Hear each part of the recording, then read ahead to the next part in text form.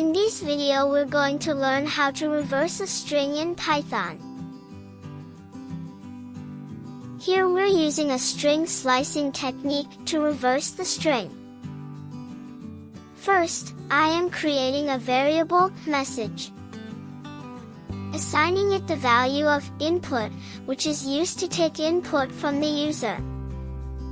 Here, I'm displaying the value of message with the help of the print instruction.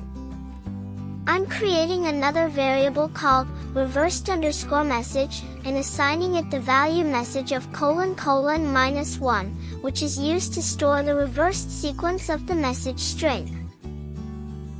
Displaying the result of reversed_string with the help of print instruction.